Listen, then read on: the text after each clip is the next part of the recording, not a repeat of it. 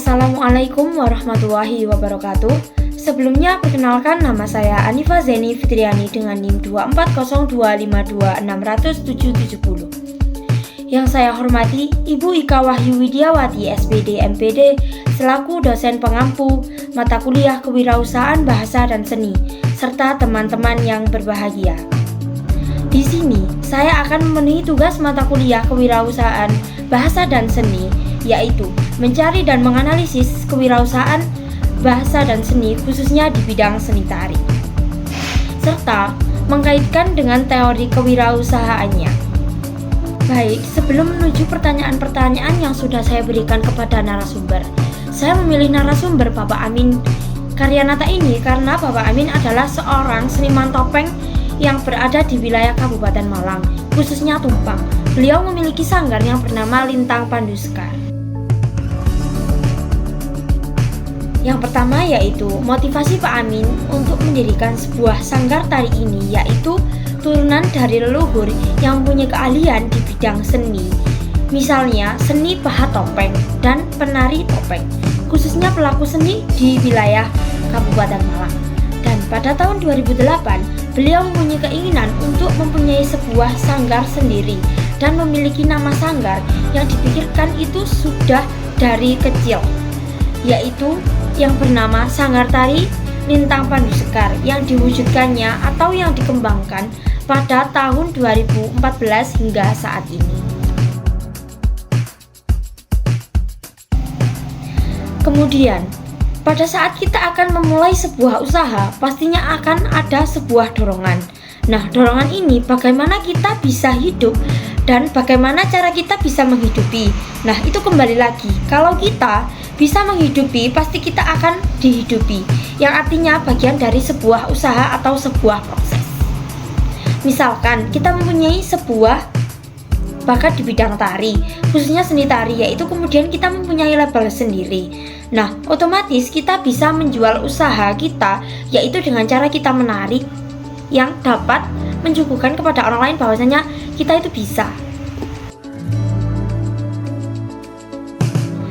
Kemudian tantangan yang dihadapi yaitu bagaimana cara kita bisa mengenalkan kepada anak zaman sekarang bahwasanya tari itu penting, karena anak zaman sekarang itu dipengaruhi oleh teknologi, dan anak laki-laki sekarang itu peminatnya lebih menurun daripada dulu, karena dulu seorang laki-laki itu menjadi pelaku seni, sedangkan pada zaman sekarang lebih baik anak laki-laki itu berpikir bahwasanya menari itu lebih baik dilakukan oleh anak perempuan.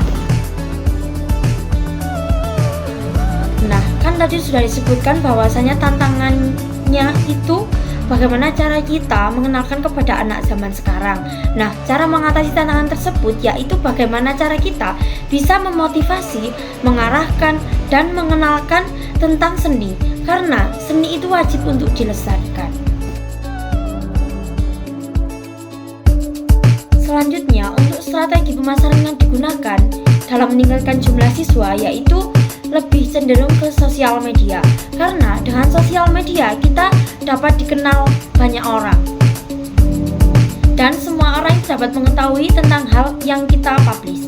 Selain itu, beliau juga mengembangkan atau mengikuti tren zaman sekarang, akan tetapi tidak merubah dari basic keaslian dan norma-norma yang ada di dalam tarian itu. Untuk contoh sosial medianya yaitu satu ada YouTube, dan yang kedua ada Instagram, dan yang ketiga itu ada Facebook. Kemudian yang keempat itu ada Google, dan yang kelima itu ada WA. Karena dengan WA kita dapat memberikan sebuah informasi kepada orang lain, kemudian orang lain itu memberikan informasi kepada khalayak umum yang mempunyai keinginan untuk mengikuti sebuah sanggar tari tersebut.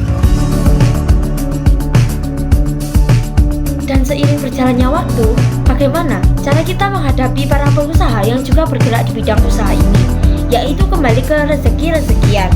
Yang penting kita sudah mempunyai usaha dalam mengembangkan dan juga sudah mempunyai tujuan, yaitu terus melestarikan peninggalan leluhur. Dan kalau misalkan beliau memulai usaha untuk bisnis saja, otomatis kalau beliau rugi, beliau pasti akan menyerah atau pasti akan meninggalkan usaha tersebut. Jadi untuk kesimpulannya, kita harus melakukan sebuah usaha tersebut dengan senang hati dan dengan tulus hati, karena dengan adanya tersebut kita pasti tidak adanya paksaan. Dari pertanyaan yang sudah saya berikan kepada narasumber dan jawaban narasumber, saya dapat menyimpulkan bahwa teori yang dapat saya kaitkan dengan teori kewirausahaan bahasa dan seni menurut Richard Cantillon pada tahun 1725 mendefinisikan kewirausahaan sebagai orang-orang yang menghadapi risiko yang berbeda dengan orang yang menyediakan modal. Cantillon lebih menekankan pada bagaimana seseorang menghadapi risiko atau ketidakpastian. Pendapat yang sama juga dikemukakan oleh Blaudel pada tahun 1797 bahwa kewirausahaan adalah orang-orang yang menghadapi risiko, merencanakan, mengawasi, mengorganisasi, dan memiliki.